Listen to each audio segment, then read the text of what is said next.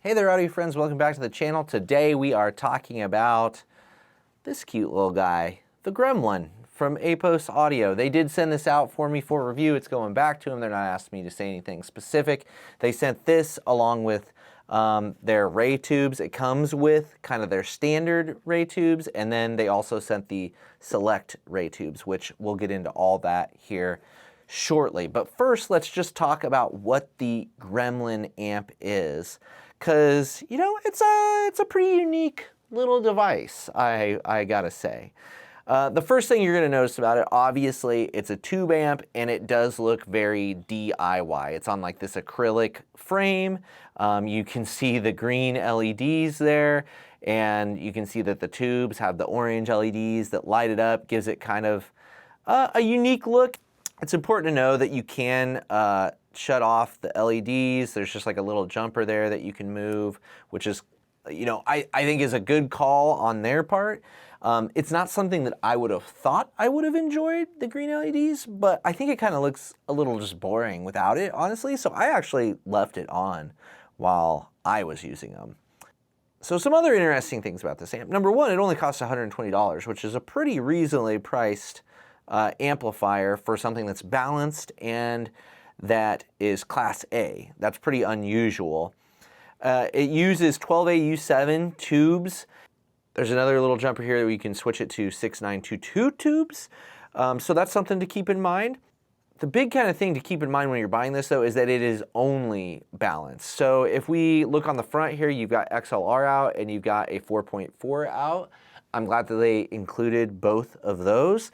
On the back, you've got kind of similar. You've got XLR in, or you've got a 4.4 in. So as far as if you're using a balanced setup, I like that they've got all that stuff here. What I dislike is that there isn't a single-ended option here. I'm sure it was, you know, maybe what they thought people wanted, or maybe it's cheaper to cut out the single-ended stage or something like that. I don't think it probably would have cost too much to include it, and I think that would have been nice if they would have included it. Because me personally, my main DAC at my desk here at this point is the JDS Labs Element 3, and it's only single-ended. So in order to do the testing on this guy, I had to like get my Soundcause HDA1 for my home theater and bring it in here and do that, yada yada. I don't know, it was kind of a pain in my butt, if I'm being honest, but you know, sometimes that's just what we gotta do as audio reviewers. Specs wise, so I mean, you probably want to know the power. It's got seemingly some pretty significant power. It's got 1250 milliwatts at 32 ohms. It does say it will drive headphones up to 600 ohms, but it doesn't give the power ratings for any of that other stuff. So I don't really know. I would say that any of the things I tried it with, it did not seem to be lacking power. So I think you're probably going to be okay unless you have some very specialized needs in that area.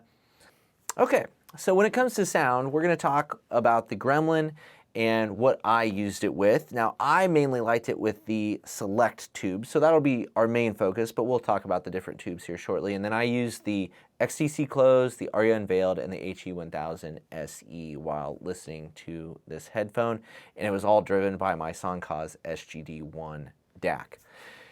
Now, as far as the different tubes go, I definitely preferred the Apos Select tubes. Now, I got the box out here to show you, and the regular tubes come in a box like this too, but I do think, you know, it's a nice box. They do a nice job with that.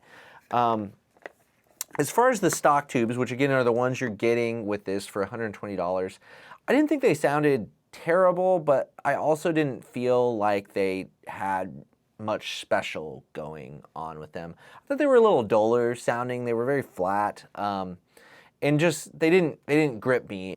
Matter of fact, I have a Valley 2 that I was kind of comparing with this, and it's the original. It's not any of the newer models, and it has a JJ tube in it. And I thought that when I compared the Valley 2 with the JJ to the Gremlin here with the stock tubes or the regular tubes, I honestly preferred the Valley 2. Now, you know, you get into a big thing when you start reviewing tube amps, because is it the amplifier, is it the tube, is it some combination of them?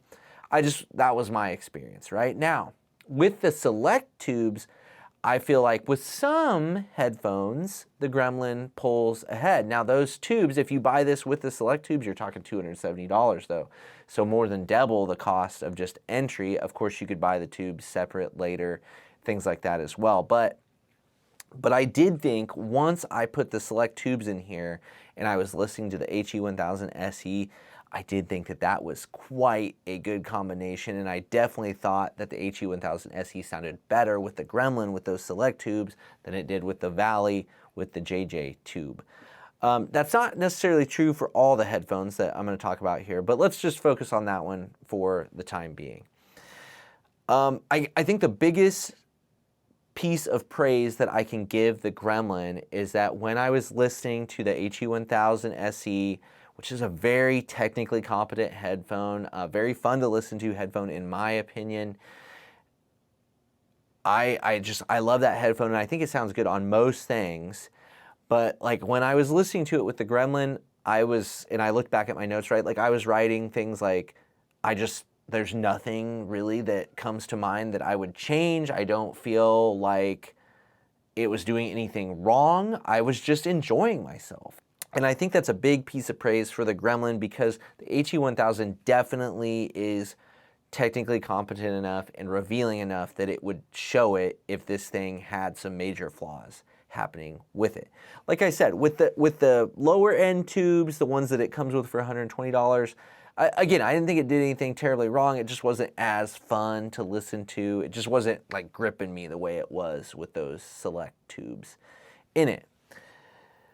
Now, I think the select tubes are a pretty exciting tube to listen to. I thought switching between the two sets of tubes, they're more bass with the select tubes, more sparkle at the top, just a more engaging, just kind of more visceral experience. Where I said like the stock tubes just seemed a little bit duller to me. Okay, now with the Aria unveiled, I think that's actually a good thing. So I feel like the Aria unveiled, if you throw a little too much, especially top end at it, I feel like it can grate on me a little bit. But ultimately, when I was listening to the Gremlin, the Aria unveiled, the Valley 2 with that JJ tube, I preferred the Aria unveiled on the Valley 2 with the JJ.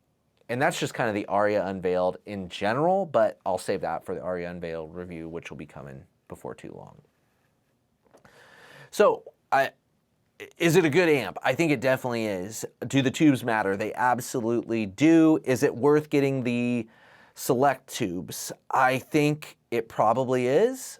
Now, at that point, you're talking $300 for a tube amp, and that's going to open you up to a lot of different things on the market.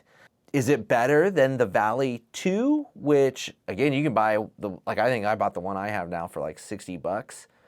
I think it's going to depend on the headphones. And that's just what happens when you get into all this tube stuff in general. Is like the amp, the tubes, all that stuff.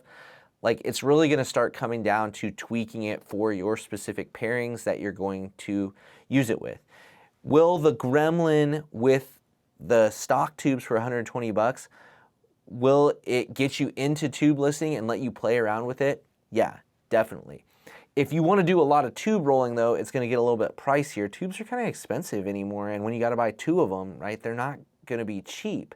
So if you're just dipping your toes into the tube water, I don't know. I think I might almost lean more towards something like the Valley where you only have to roll 1 tube at a time and it's going to be cheaper for you to play with. But I mean, I think if you don't mind spending, if $270 isn't an issue for you and you want a balanced amplifier with tubes, then I think the Gremlin's a good option.